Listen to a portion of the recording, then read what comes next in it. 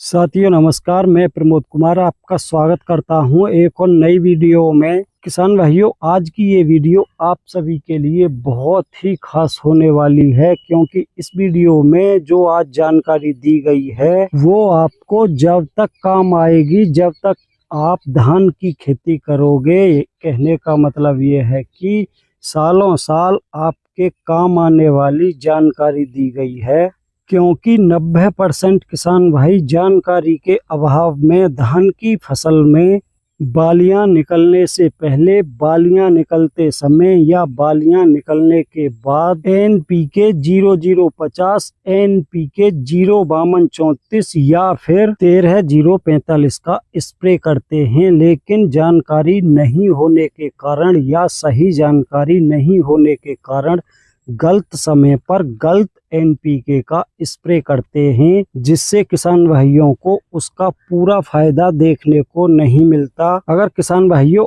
आप ये जानना चाहते हो कि धान की फसल में किस समय पर किस NPK की स्प्रे की जाए और उसके साथ क्या मिक्स किया जाए, तो आप इस वीडियो को लास्ट तक अवश्य देखना। कहीं आप भी तो अपने धान की फसल में गलत समय पर गलत NPK की स्प्रे तो नहीं करते। अगर करते हो तो इस वीडियो को देखने के बाद ऐसा नहीं करोगे, जिससे आपके धान का उत्पादन भी अधिक देखने को मिलेगा। तो किसान भाइयों, आज मैं आपको इसकी सारी जानकारी दूंगा, सब कुछ बताऊंगा कि किस ग्रेड के साथ किस समय पर क्या मिलाकर स्प्रे करनी चाहिए, जिससे आपके धान का उत्पादन अधिक निकले। तो किसान भाइयों, हो सकता है कि वीडियो कुछ बड़ी हो जाए। तो किसान भाइयों, शुरुआत करते हैं 05234 से कि 05234 आपको धान की किस अवस्था में स्प्रे में यूज करनी चाहिए और इसके साथ और क्या मिक्स करके स्प्रे करनी चाहिए, जिससे आपको अच्छा फायदा देखने को मिले। तो इसका सही समय होता है बालियां निकलने से पहले, जिस समय बालियां आपके धान के पौधे के अंदर हों। जैसा कि किसान भाइयों यहाँ पर आप देख पा रहे हो, मैं आपको दिखाना चाहूँगा कि जो ये आप अवस्था देख रहे हो धान की, इस अवस्था में आपको 05234 का स्प्रे करना चाहिए, क्योंकि इसके अंदर दो मुख्य तत्व होते हैं। 52% फास्फोरस और 34% इसके अंदर पोटास होती है। तो किसान भाइयों, धान की बाली निकलने से पहले इनका क्या फायदा होता है? धान में बालियां अधिक बनेंगी, जड़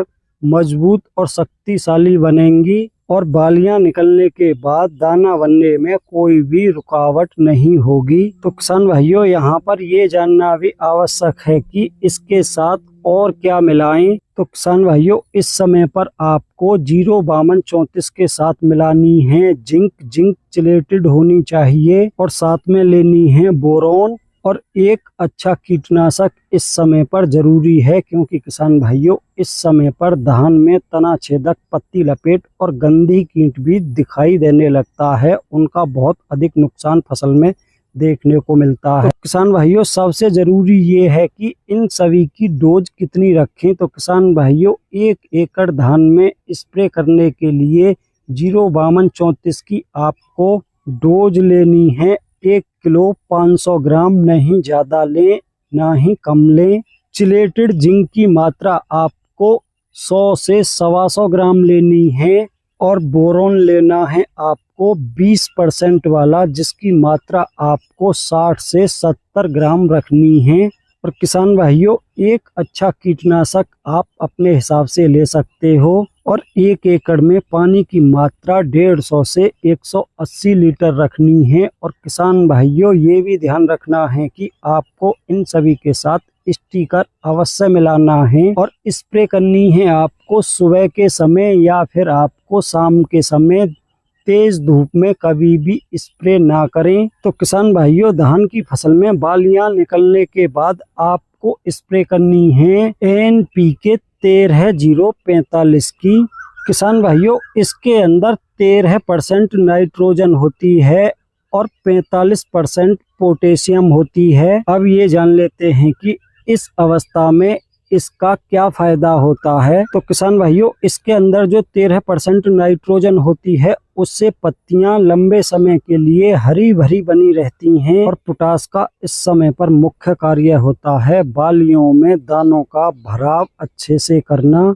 तो किसान भाइयों, इस समय पर इसके साथ और क्या मिलाएं जिससे और भी शानदार उत्पादन देखने को मिले। तो इसके साथ किसान भाइयों आप मैग्नीशियम और फेरस अवश्य मिलाएं, जिससे आपके धान का उत्पादन बहुत अच्छा निकलेगा। अब जान लेते हैं कि इस समय पर NPK 13-045 की कितनी मात्रा लें, साथ में मैग्नीशियम और फेरस की कितनी मात्रा रखें।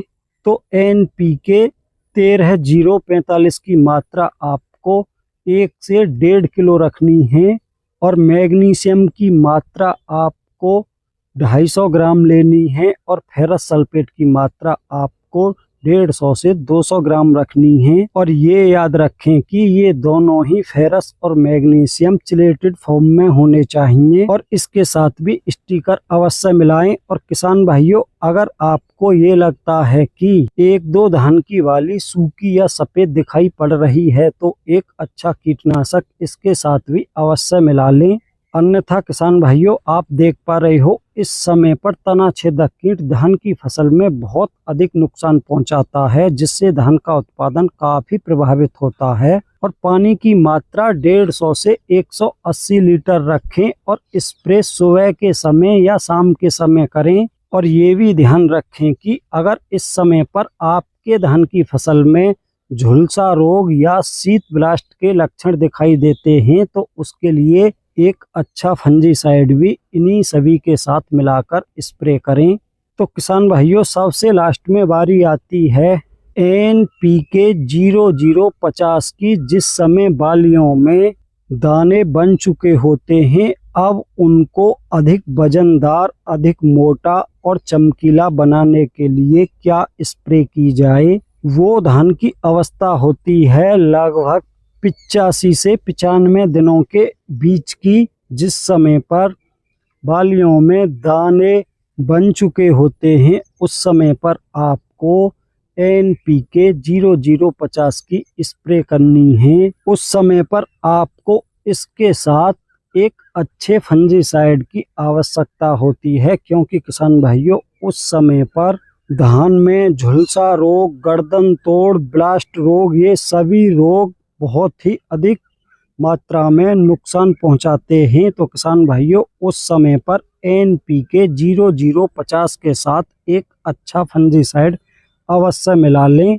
और किसान भाइयों, ये हमेशा याद रखना कि जब भी धान की फसल में कोई भी स्प्रे करो, एक अच्छे स्टिकर का प्रयोग अवश्य करें और स्प्रे सुबह के समय या शाम के समय करें। और लास्ट वाली स्प्रे में किसान भाइयों, जब आप 0050 की स्प्रे करें उस समय पर पानी की मात्रा कुछ अधिक रखें। 1 एकड़ में पानी की मात्रा उस समय पर 180 लीटर से 200 लीटर के आसपास लें तो अच्छा रहेगा। तो किसान भाइयों, अगर आप सही समय पर धान की फसल में ये तीनों स्प्रे करते हो जो मैंने आपके लिए इस वीडियो में बताया है, तो ये मान के चलो कि आपके धान का उत्पादन लगभग 25-30% अधिक निकलेगा, क्योंकि आपके धान की फसल में कोई भी कीट का नुकसान देखने को नहीं मिलेगा, नहीं किसी प्रकार का कोई फंगस जनित रोग आपके धान की फसल में लगेगा। और NPK के साथ आप जो ये माइक्रो न्यूट्रिएंट्स यूज कर रहे हो किसान भाइयों, ये आपके धान की फसल को कहीं ना कहीं अधिक उत्पादन बढ़ाने में मदद अवश्य करेगा। तो किसान भाइयों, आशा करता हूँ कि मेरे द्वारा दी गई जानकारी आपको पसंद आई होगी। अगर आपको इस समय पर धान की फसल से जुड़ी कोई भी जानकारी चाहिए तो आप कमेंट अवश्य करना, आपको सही जानकारी देने की कोशिश करूंगा। तो साथियों, आज की वीडियो में इतना ही था। वीडियो पसंद आई हो तो वीडियो को लाइक करें, दूसरे किसान भाइयों के साथ ज़्यादा से ज़्यादा शेयर करें, जिससे उनको भी सही जानकारी मिल सके। और जिन भाइयों ने अभी तक हमारा चैनल सब्सक्राइब नहीं किया है, हमारे चैनल को सब्सक्राइब करें, साथ में घंटी के बटन को ऑल पर सेलेक्ट कर दें, जिससे जब भी मैं कोई वीडियो डालूं तो उसका नोटिफिकेशन आप तक तुरंत पहुंच सके।